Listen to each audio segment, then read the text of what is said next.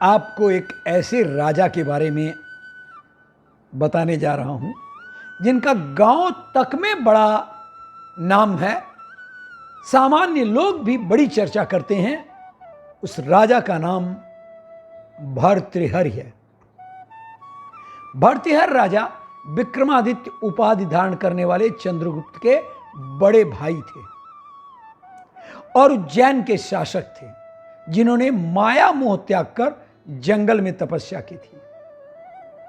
लोक अपवाद, लोक श्रुति और परंपरा के अनुसार भर्तृहरि विक्रम संवत के प्रवर्तक सम्राट चंद्रगुप्त विक्रमादित्य के अग्रज माने जाते थे। विक्रम संवत ईस्वी सन से 56 वर्ष पहले प्रारंभ होता है। विक्रम संवत ईस्वी से 56 वर्ष पहले होता है, जो विक्रमादित्य के वृद्धावस्था का समय रहा होगा।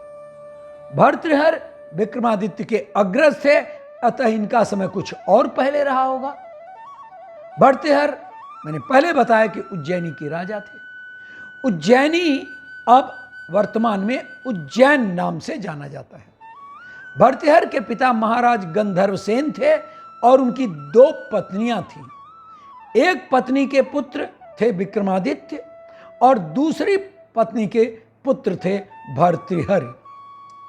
गंधर्वसेन के बाद उज्जैन का राजपाट भर्तृहरि को मिला, क्योंकि वही बड़े थे।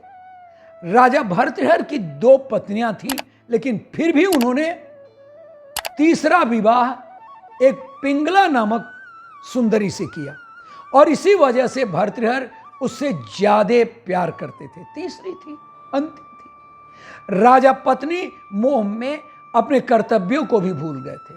उस समय उज्जैन में एक तपस्वी गुरु गोरखनाथ का आगमन हुआ। इसी गुरु गोरखनाथ के नाम पर गोरखपुर पड़ा हुआ है। गोरखनाथ राजा के दरबार में पहुंचे। भर्तृहरि के आदर सत्कार से बड़े प्रसन्न हुए और प्रसन्न होकर गोरखनाथ ने राजा को एक फल दिया और कहा, यह खाने से वह सदैव जवान बने रहेंगे। संभवतः कदाचित उन्होंने अपने जवान बनने के लिए याचना किया होगा। चमत्कारी फल देकर गोरखनाथ वहां से चल दिए। राजा ने वो फल पिंगला को दिया कि पिंगला यह फल खा लेगी तो सदैव सुंदरी बनी रहेगी, जवान बनी रहेगी। रानी पिंगला भर्तृहरि पर नहीं बल्कि उस राज्य के कोतवाल पर मोहित थी। रानी ने सोचा, यह फल यदि कोतवाल खाएगा तो लंबे समय तक जवान बना रहेगा और उसकी इच्छाओं की पूर्ति कर सकेगा। रानी ने चमत्कारी फल कोतवाल को दे दिया। अब यह विडंबना देखिए, कोतवाल एक वेश्या से प्रेम करता था और उसने चमत्कारी फल उस वेश्या को दे दिया ताकि वेश्या सदैव जवान और सुंदर बनी रहे। इतना वेश्या ने वो फल पाकर, यदि वह जवान और सुंदरी बनी रहेगी तो यह गंदा काम हमें हमेशा करना पड़ेगा, इसलिए इस फल की सबसे ज्यादा जरूरत हमारे राजा को है। मतलब फल अंततः राजा के पास आ गया। राजा हमेशा जवान रहेगा तो लंबे समय तक प्रजा को सुखी रखेगा, सुविधाएं देगा। यह सोचकर उसने चमत्कारी फल राजा को दे दिया। राजा वो फल देखकर अरे हैरान।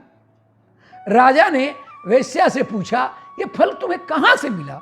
वेश्या ने बताया, ये फल उसे तो कोतवाल ने दिया है। भर्तृहरि ने कोतवाल को बुलवाया, कहा, रे ये फल कहां से मिला? उसने बताया कि रानी पिंगला ने दिया है। तब भर्तृहरि को पूरी सच्चाई मालूम हुई और वो समझ गए कि पिंगला उसे धोखा दे रही है। पत्नी के धोखे से भर्तृहरि के मन में वैराग्य जाग गया और वे अपना संपूर्ण राज्य विक्रमादित्य को सौंपकर उज्जैन की एक गुफा में आ गए। इसी गुफा में भर्तृहरि ने 12 वर्षों तक तपस्या किया। इस संसार की माया मोह को त्याग कर भर्तृहरि बैरागी हो गए और राजपाट छोड़कर गोरखनाथ के शरण में चले गए। इसके बाद ही उन्होंने वहीं वैराग्य पर 100 श्लोक लिखे, जिसका नाम है वैराग्य शतक उस पुस्तक का नाम है। उसके पहले अपने शासनकाल में वे श्रृंगार शतक और नीति शतक नामक 2 संस्कृत काव्य भी लिख चुके थे। मैं आप लोगों को यह बता दूं, तीनों ये शतक आज भी उपलब्ध है और अगर आप सोचें तो ये पठनीय है और जरूर पाने की कोशिश करें। खैर, अब राजा को विश्वास हो गया कि विषय भोग में रोग का भय है, धन में राज्य का, शास्त्र में विवाद का, गुण में दुर्जन का, शरीर में मृत्यु का, यूं संसार की सभी वस्तुएं भयावह हैं, केवल और केवल वैराग्य ही श्रेष्ठ, अमर और अभय है। तब उनके श्रृंगार और नीतिपरक जीवन में वैराग्य का समावेश हो गया। उनके अधरों पर शिव नाम का वास हो गया। तृष्णा और वासना ने त्याग और तपस्या की चरम विशेषता सिद्ध कर दी।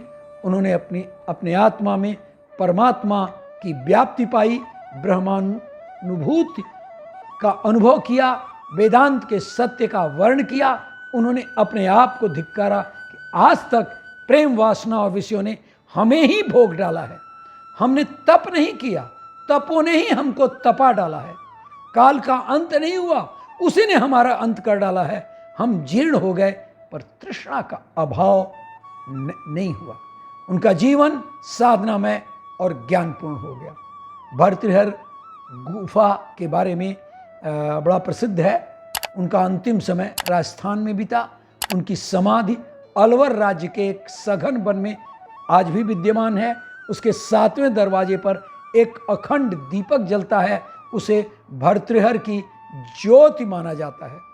भर्तृहरि, जैसा कि मैंने बताया, कि महान शिवभक्त और सिद्ध योगी थे और अपने विक्रमादित्य को पुनः स्थापित कर अमर हो गए।